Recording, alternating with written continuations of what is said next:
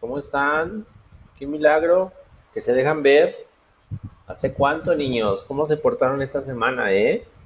Cuéntenmelo todo, por favor. Quiero saber de ustedes, necesito saber de ustedes.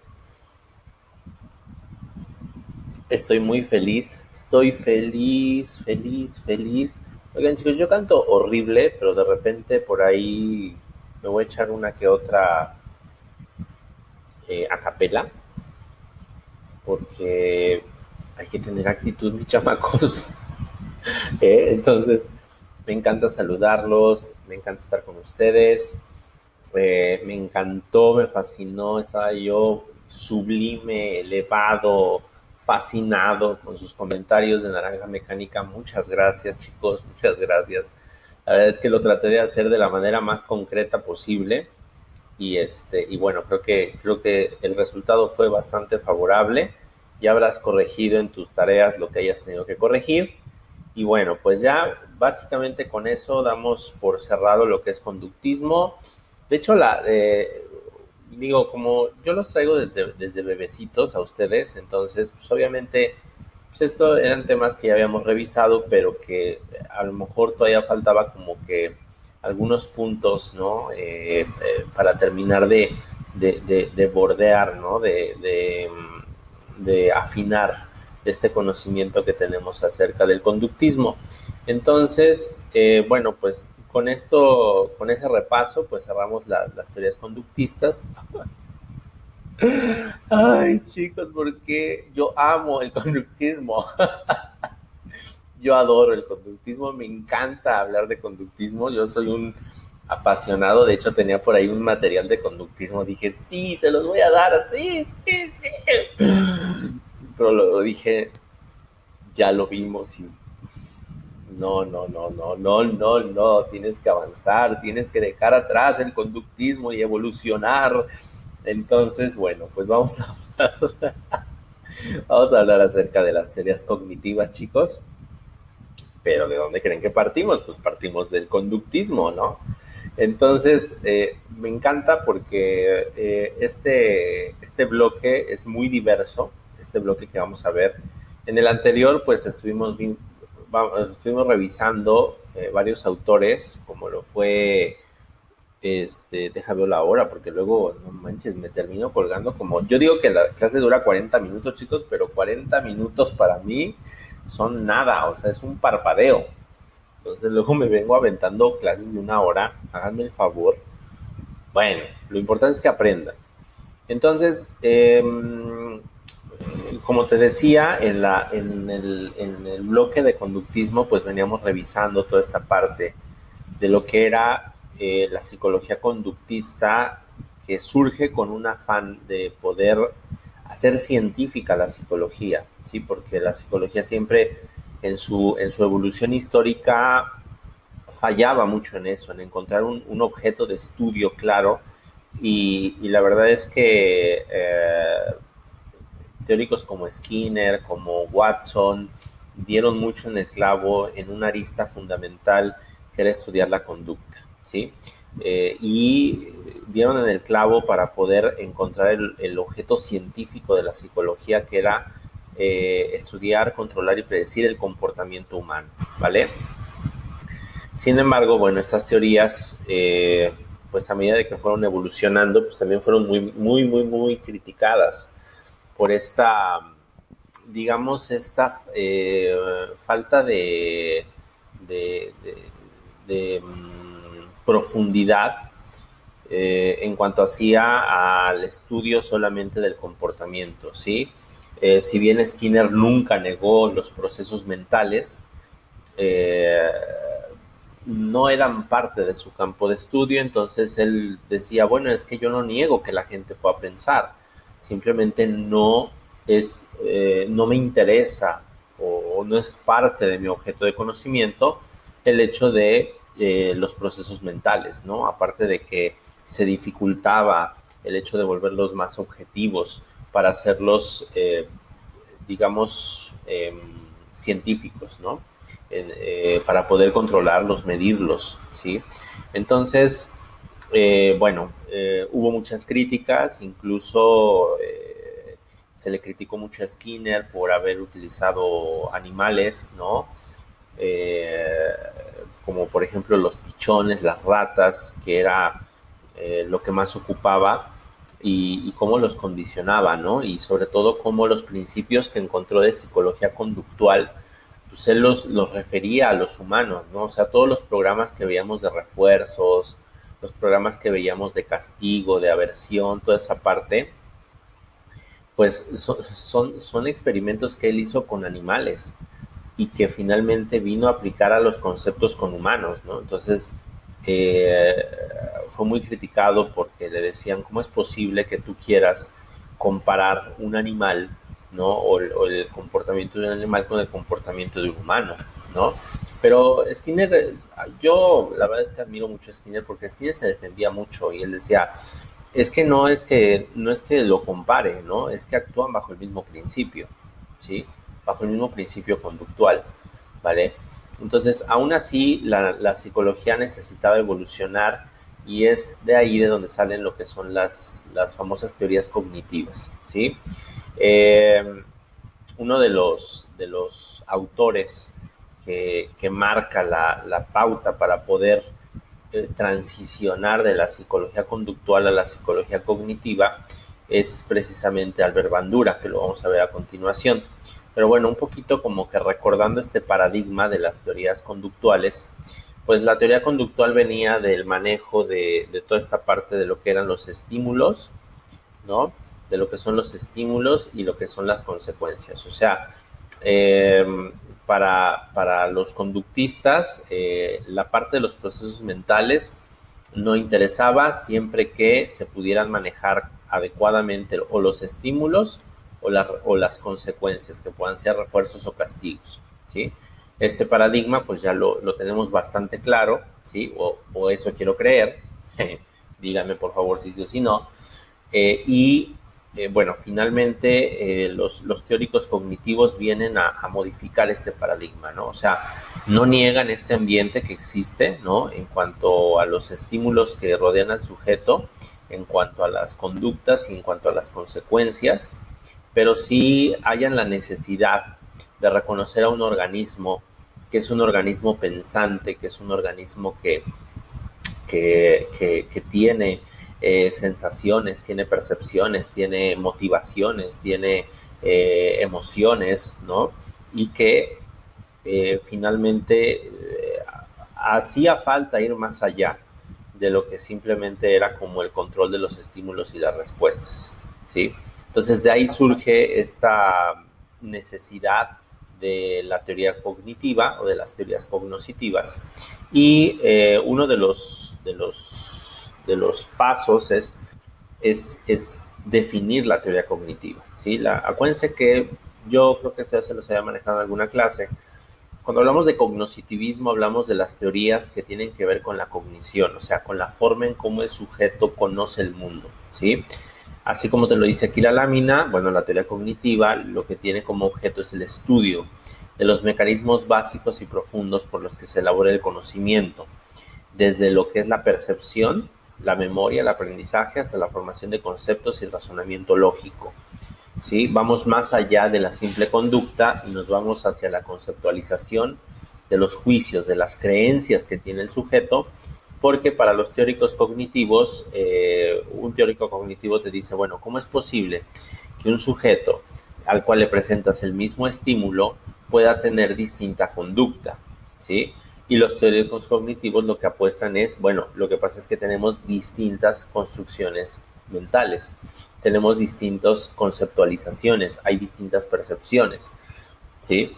Entonces, ahí es donde falla un poquito Skinner en decir, ¿por qué no todos reaccionamos de la misma manera, ¿no? ¿Por qué no todos funcionamos como robots ante el hecho de tener un estímulo y una consecuencia?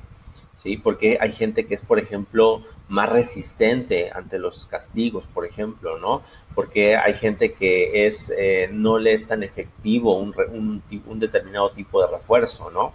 Entonces, los teóricos cognitivos apuestan a que no son los estímulos en sí mismos los que, digamos, los que causan la conducta del individuo, sino que tiene que ver acá con esto, ¿no? Con su materia gris, tiene que ver con sus procesos mentales y tiene que ver con la forma en cómo va elaborando estos procesos cognitivos.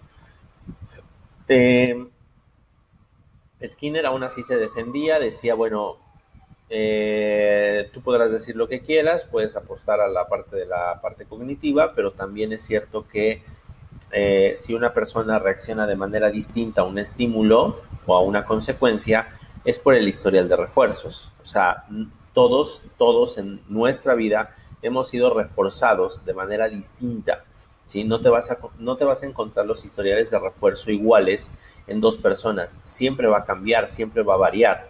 Y en esa variación, en esas sutilezas de los históricos de refuerzo que tenga la persona, es de ahí que deriva que una persona pueda ser a lo mejor más resistente a la extinción, que pueda ser, por ejemplo, más, a lo mejor le pueda surtir más efecto un refuerzo, puede que no necesite tanta consistencia en determinada consecuencia que se le presente, ¿no? Entonces, bueno, ahí entra como que la polémica, pero finalmente es importante tener claridad que estas teorías cognitivas apuestan mucho a otro lón del individuo, que es el aspecto cognitivo, ¿no? Si nosotros pudiéramos hoy en día como que sintetizar el objeto de estudio de la psicología, tiene que ver sí con la conducta, pero también tiene que ver con el pensamiento y con las emociones o los sentimientos, ¿no? O sea, serían como la tríada psicológica sobre la cual se va a conformar la psicología del individuo, lo que hace, lo que piensa y lo que siente, ¿sí? Y entonces ya vimos lo que hace, ya vimos cómo controlar lo que hace y cómo manipular lo que hace. Ahora vamos a revisar la parte cognitiva que tiene que ver con lo que piensa, ¿sí? Bueno, entonces, ahorita les voy a dar como una breve historia, ¿no? Un refresh de los principales autores y les voy a contar un poquito acerca de ellos, como para entrar así como que digamos, como que en ambiente, ¿no? Uno de los primeros teóricos que habla acerca de esta transición de la psicología conductual a la psicología cognitiva es Albert Bandura. Fíjate que Albert Bandura es un psicólogo canadiense. Él es canadiense, pero su familia era ucraniana. Bandura fue un niño que creció en un entorno de pocos recursos.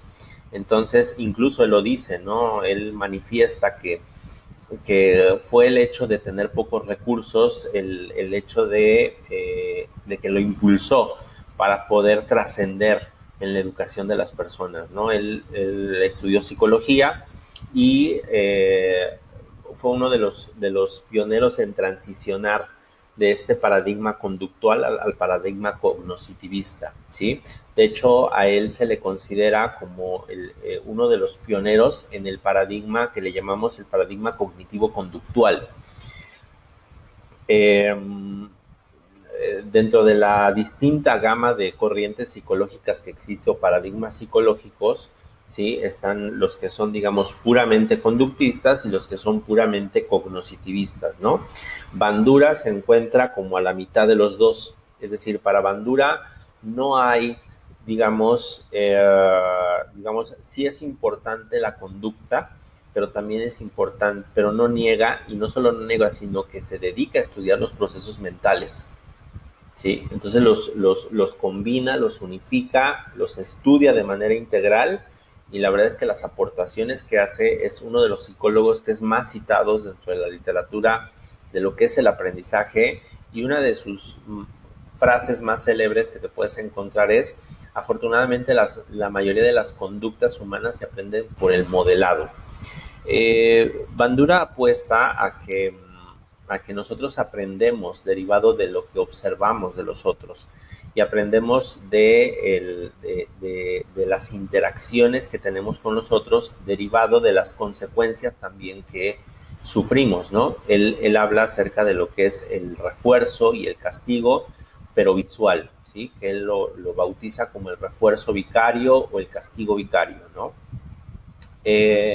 Para Bandura, el aprendizaje, nosotros vamos a aprender no de lo que hagamos ni de las consecuencias que tengamos, sino aprendemos desde lo que vemos del otro, ¿sí? Entonces, creo que Bandura ya lo habíamos revisado, chicos, en algún momento en primer semestre, pero bueno, pues nunca está de más que lo tengas en cuenta, ¿no? Porque Bandura, la verdad es que yo soy igual fan de Bandura, ¿eh? O sea, la verdad es que Bandura, mis respetos, porque nos da muchos aportes de cómo aprenden los individuos y se aleja ya un tanto de la psicología conductista, no la deja del todo de lado, pero ya la va soltando un poco y va adentrándose a los procesos psicológicos de cómo el individuo va aprendiendo, va teniendo nociones de lo que es los procesos mentales, ¿vale? Entonces, para Bandura, el aprendizaje surge de la observación y surge del modelado del otro, ¿sí? El modelo va a ser aquella persona a la cual yo voy a tender a imitar la conducta, ¿sí?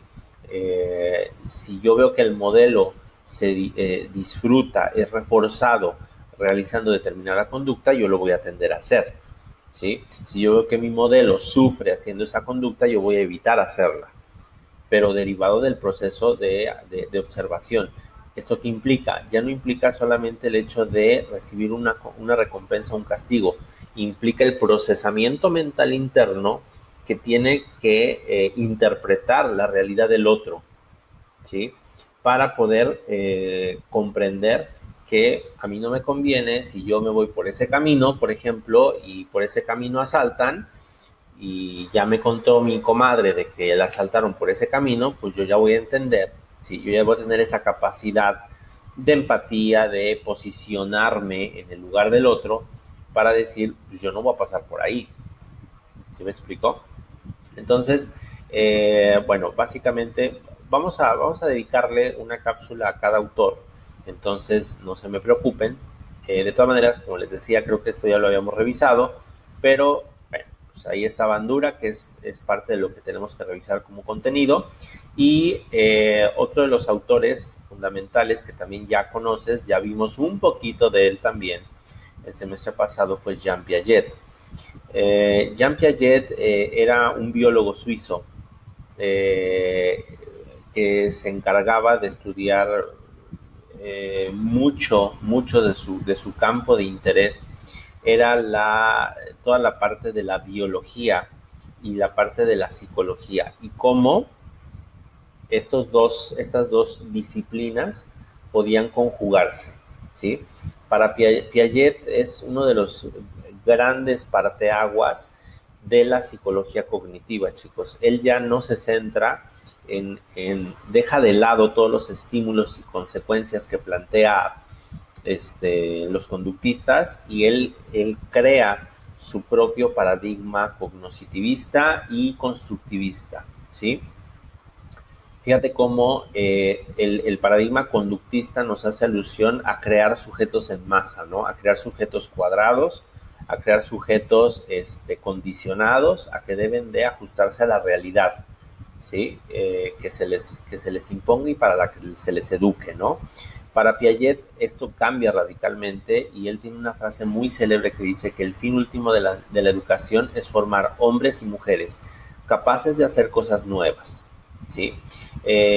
Piaget, como te lo decía, bueno, era biólogo y digamos, esta formación en biología lo que le dio fue poder comprender la evolución humana y el desarrollo de la inteligencia desde el punto de vista genético y evolutivo del individuo, biológico, ¿sí? Él toma en cuenta que a la par de que el sujeto, de que el bebecito desde que nace, pues ya trae un equipamiento, un armamento, ¿sí? Para poder defenderse en términos de desarrollar su inteligencia. Piaget te dice, ese armamento pues es rudimentario, esa mentecita pequeñita que tiene el bebecito pues es muy rudimentaria, ¿sí? No tiene la suficiente madurez para ya responder de manera inteligente. Entonces, Piaget lo que nos propone es que el sujeto biológicamente va a ir desarrollándose, ¿sí? Y va a ir evolucionando.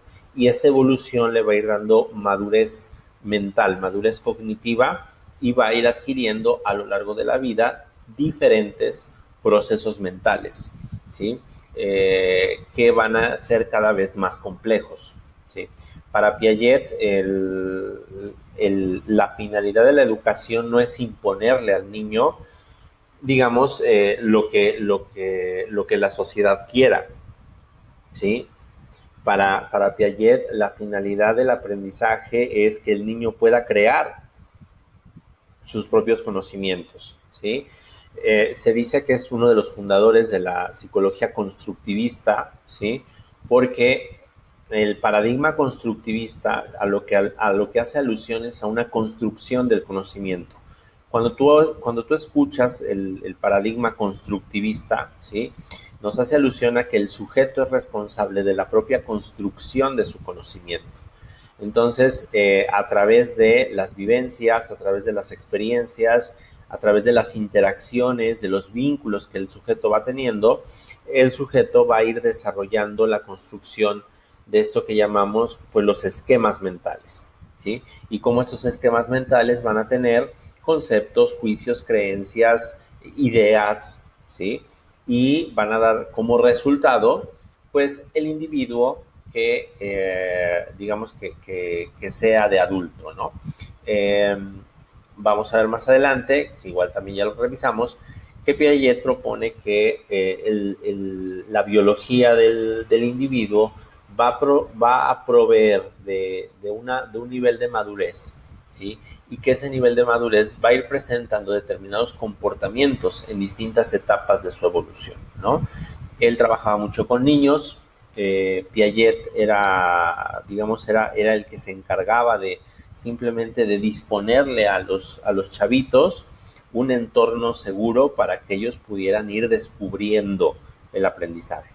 Y él en las observaciones que hacía con los niños se daba cuenta que los niños de determinadas edades van respondiendo casi siempre con los mismos patrones de conducta, ¿sí? Esto es, tienen casi las mismas respuestas conductuales, las mismas respuestas verbales, las mismas interpretaciones o interpretaciones equivalentes las van teniendo a lo largo de determinadas etapas, que él las llamó las etapas del desarrollo cognitivo, que las vamos a ver igual, ¿vale? Y que te voy a decir algo, las vamos a ver igual y que cuando veas psicología de la infancia la vas a volver a ver. Entonces esta no te libras, porque lo venimos viendo desde primer semestre y lo vas a ver ahorita y lo vas a ver cuando llegues a tercer semestre. Ya en tercer semestre ya después ya te olvidas de eso.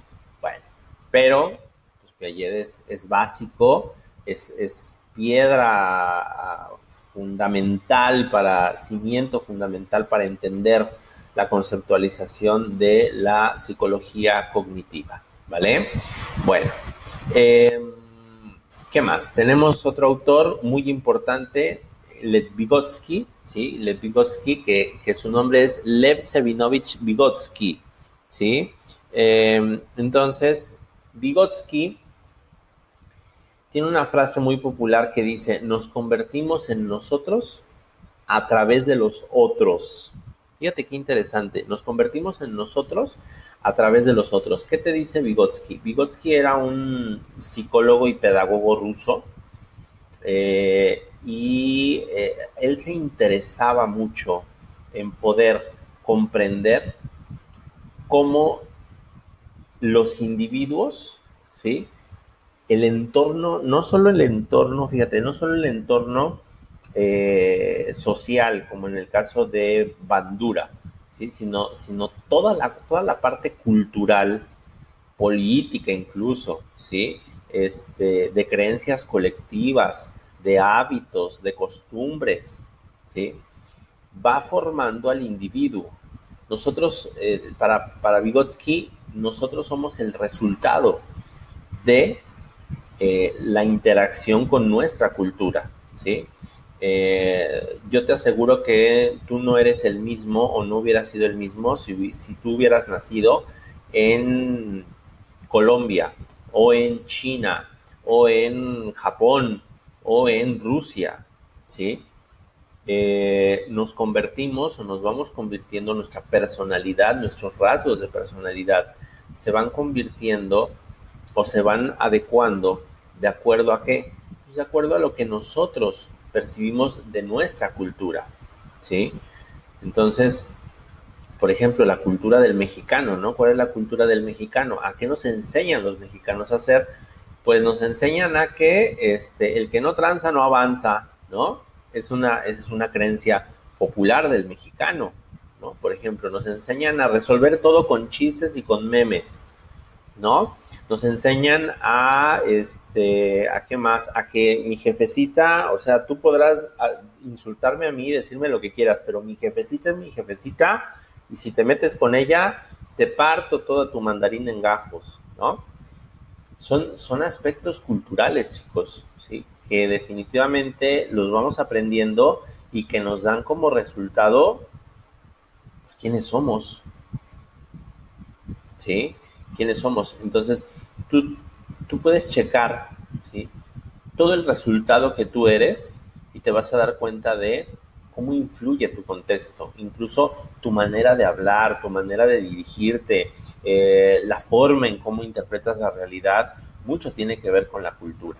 Y Vygotsky hace esa apuesta, ¿no? Él apuesta porque el entorno sociocultural, esto es, no solo lo social, sino lo cultural, que lo cultural tiene que ver con, como te lo decía, creencias, tradiciones, valores colectivos, ¿no?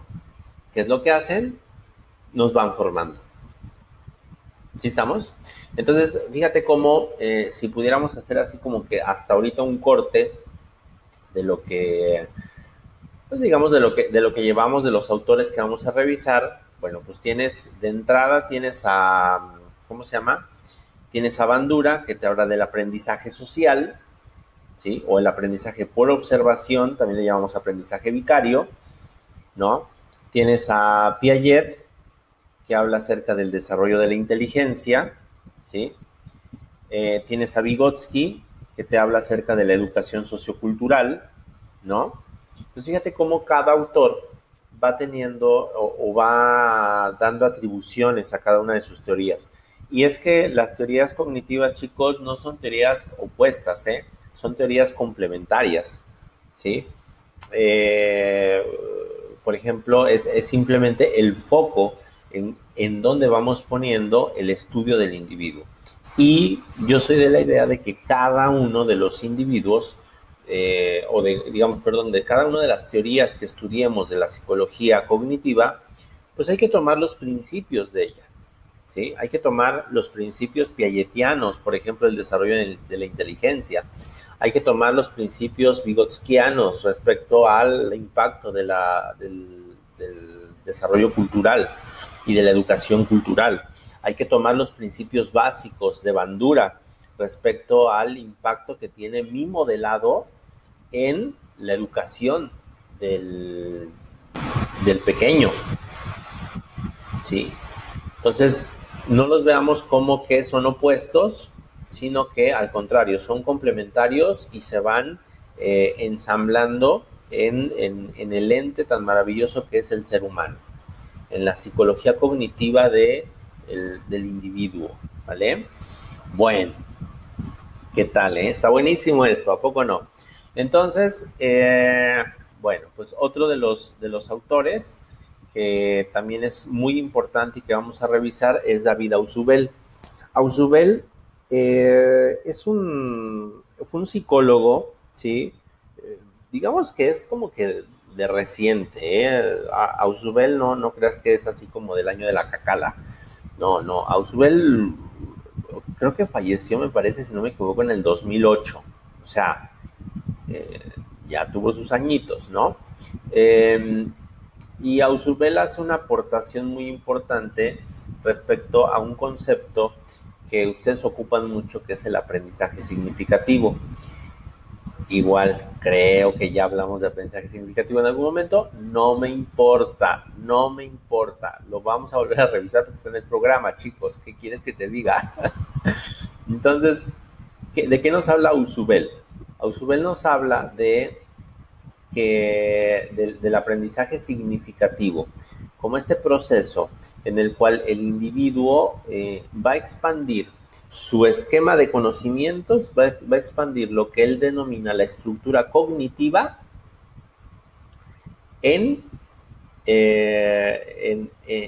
o más bien a través de la conectividad que tenga del saber previo con el nuevo conocimiento. Entonces él tiene una frase muy célebre que decía que si tuviera que reducir toda la psicología educativa a un solo principio, enunciaría este: el factor más importante que influye en el aprendizaje es lo que el alumno ya sabe. Averíguase esto y enséñele consecuentemente. Y esto ya lo habíamos revisado en algún momento, ¿no? Hablábamos con respecto de la importancia de que cuando tú empiezas una clase como docente, pues tienes que checar el repertorio cognitivo que tiene tu alumno, ¿sí? Uno no puede empezar una clase o no puedes empezar a, digamos, a dar un contenido cuando ni siquiera sabes el tipo de lenguaje que manejan tus alumnos, el nivel de formación que tienen, ¿sí? Es vital el hecho de hacer este chequeo del repertorio cognitivo previo que tienen tus alumnos. ¿Por qué? Porque derivado de esto tú vas a generar lo que él llama los subsunsores, que son como los conectores que van a hacer que el alumno haga clic del conocimiento que ya tiene al conocimiento nuevo, ¿sí? Entonces, Ausubel es súper importante. No solamente nos habla acerca del aprendizaje significativo, sino que también lo contrasta con el aprendizaje mecánico, que es este aprendizaje como por repetición, ¿no?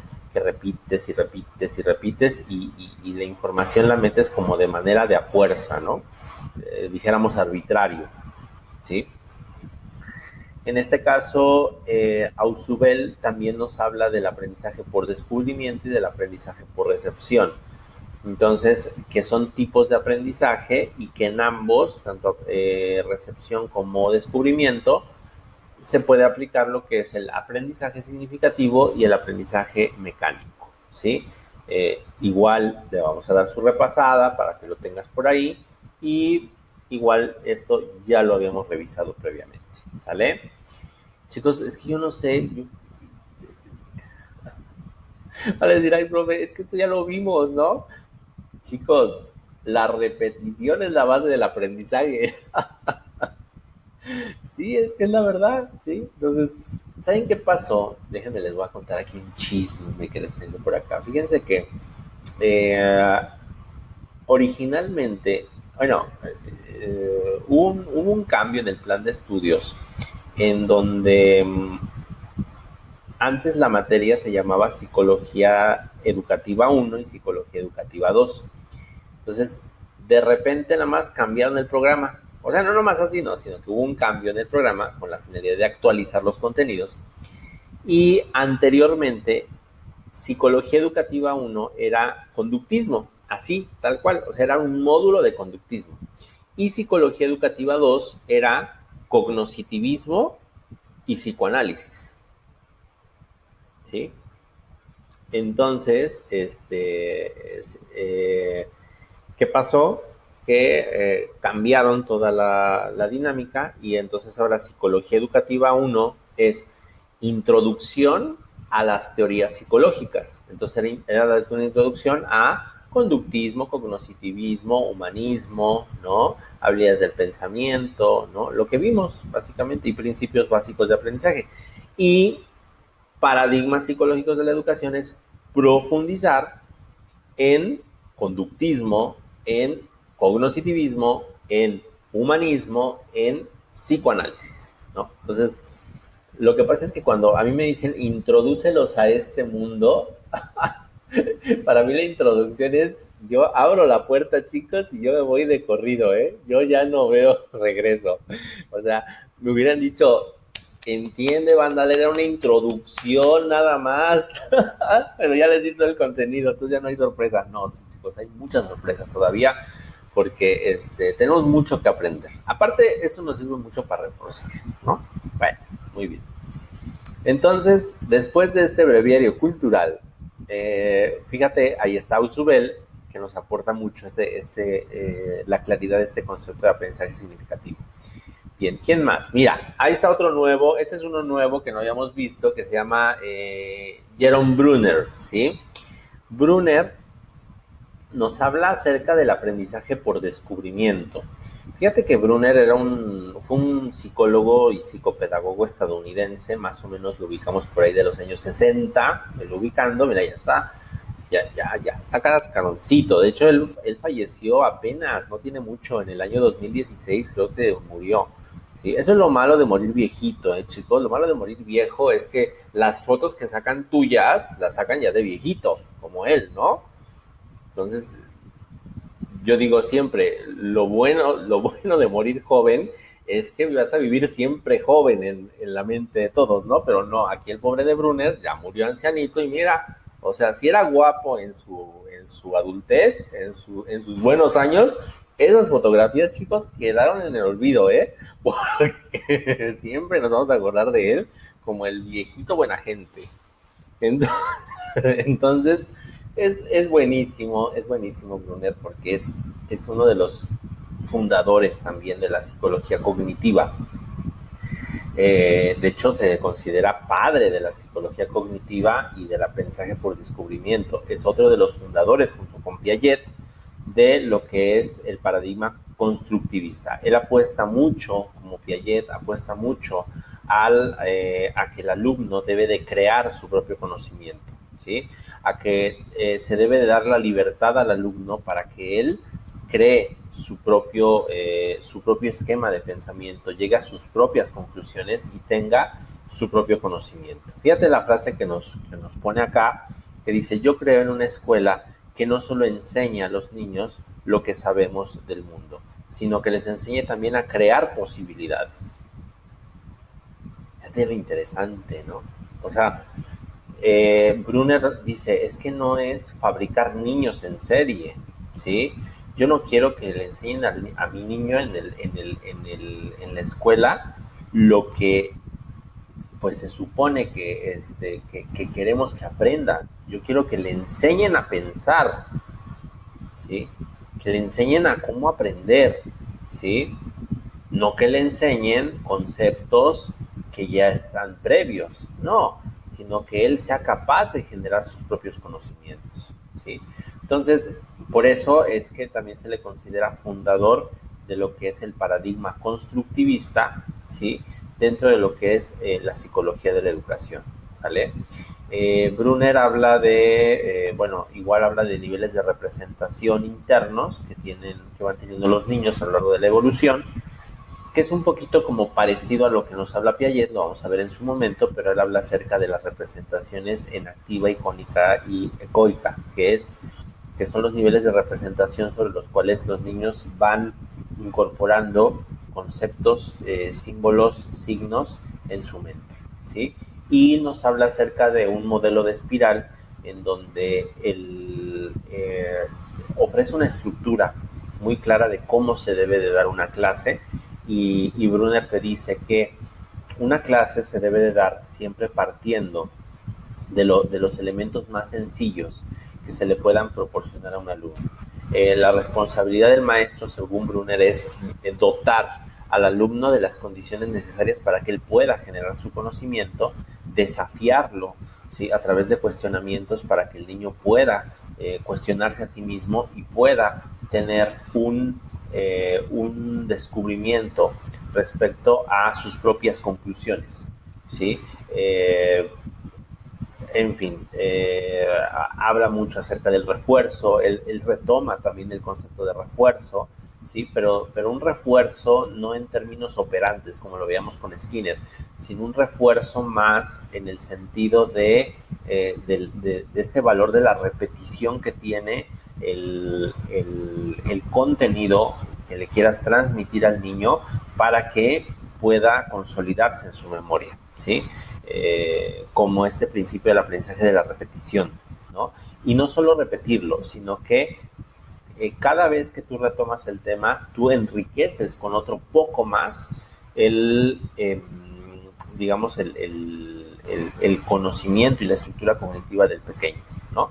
Es como lo que estamos haciendo ahorita, ¿no? O sea, nosotros partimos de conceptos muy básicos, muy básicos, muy básicos, pero ya cuando te estamos hablando ya por ejemplo, teorías cognitivas, tú ya tienes claridad respecto a eso. Ya puedo yo ir generando el círculo en espiral que llama Brunner, que es un círculo de conocimientos muchísimo más complejo, ¿sí?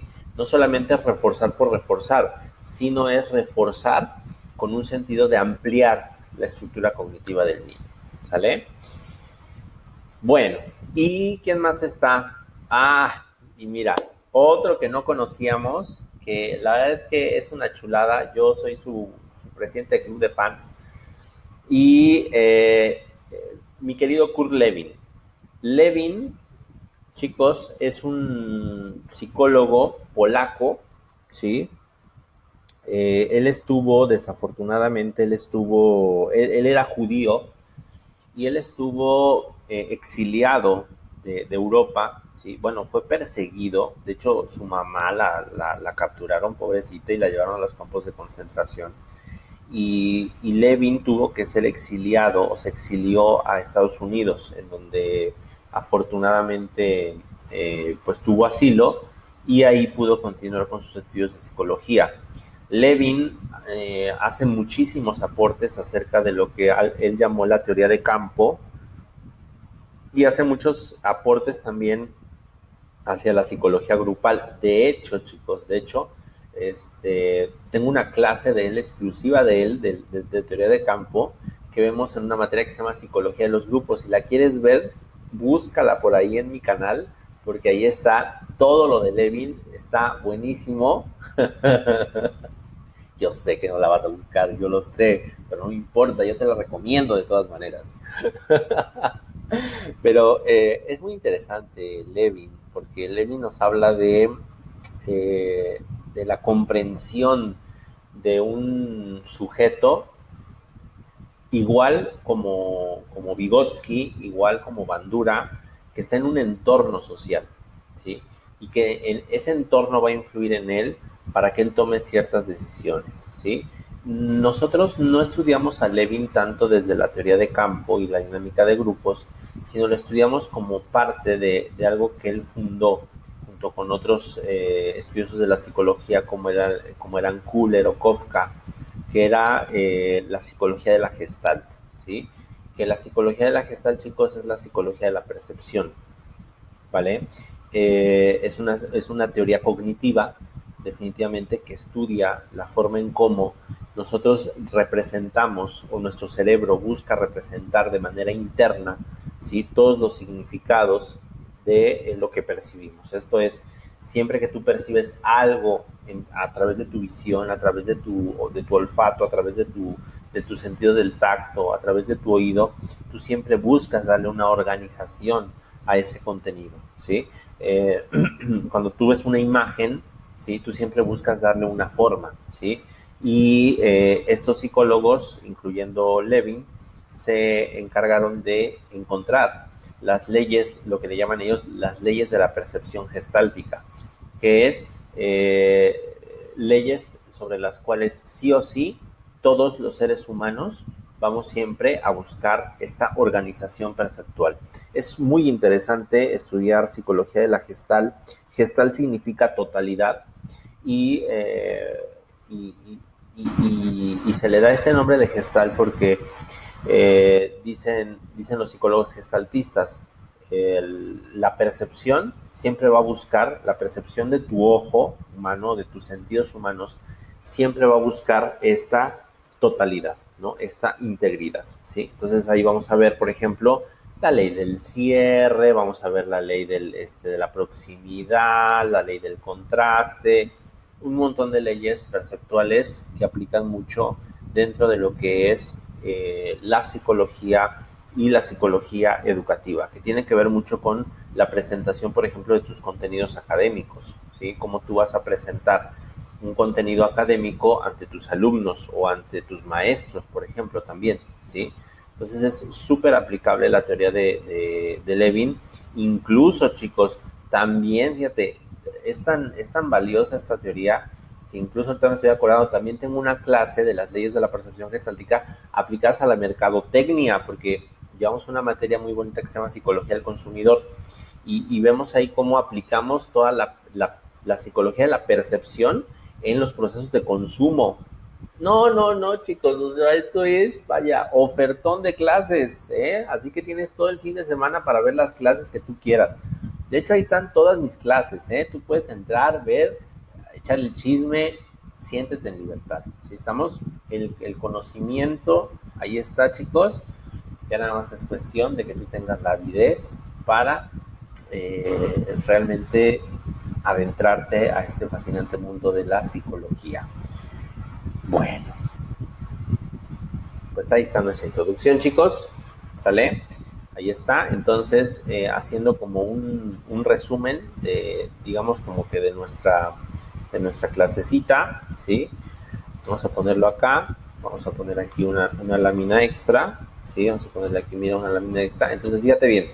Tenemos, creo que, vamos a hacer 2 columnas y vamos a ponerle 6. ¿Sale? Entonces, fíjate bien.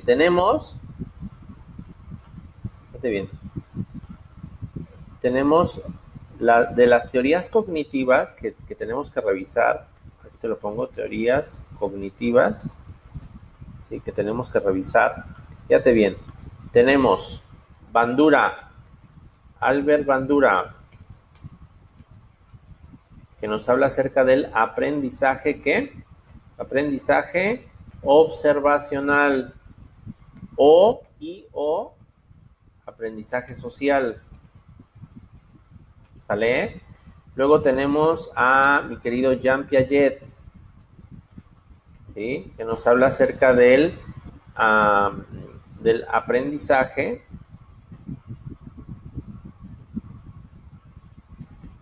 ¿sí? Y la evolución de la inteligencia. ¿Sale? Tenemos a... ¿quién más? A ver, recuérdenme, por favor. Yo estoy bien esquizofrénico porque yo no estoy con nadie, pero yo siento que estoy con ustedes, chicos, ¿eh? Tenemos a... ay, Dios mío. Bueno, ya. Lev Vygotsky. ¿Sí? Que Lev Vygotsky nos habla acerca del aprendizaje sociocultural. ¿Sale? Luego tenemos a David Ausubel. ¿Sí? Que David Ausubel nos habla del aprendizaje significativo. ¿Sale? Y tenemos a Jerome Brunner, que nos habla acerca del aprendizaje por descubrimiento. Me falta Levin, qué horror, pobrecito, lo dejamos fuera. Nada de eso, resolvemos esto en un segundo, mira. ¿Ya viste? Ahí está. Tienes a Kurt Lewin, que me habla acerca de lo que es la psicología de la Gestalt y teoría de campo. ¿Vale? Ahí está. Muy bien. Pues fíjate todo lo que nos aportan los teóricos cognitivos, ¿ya viste? Esos son los representantes y estos son los, digamos, estos son sus paradigmas psicológicos, así como se llama nuestra materia, ¿no? Paradigmas psicológicos. Entonces ahí está, fíjate, ¿ya viste? Todo eso tenemos que revisar. Está espectacular, wow, no, estoy sublimado, estoy elevado, vaya, ¿sí? Entonces fíjate todo lo que tenemos que revisar, que es muchísimo, ¿vale? Que de hecho tú ya lo desarrollaste a través de tus tareas, pero bueno, la verdad es que creo que pudieron haber surgido dudas. La verdad es que todos sus trabajos, chicos, a mí me encantaron, me fascinaron. y bueno, trato de corresponder para que termines de integrar este conocimiento pues con estas cápsulas, ¿sale? Entonces, esta es una introducción, chicos, de lo que nos espera con lo que son teorías cognitivas. Y bueno, pues nada, chicos, me encantó verlos. Cuídense mucho, por favor. Pórtense bien, sean felices y los estoy viendo para la próxima.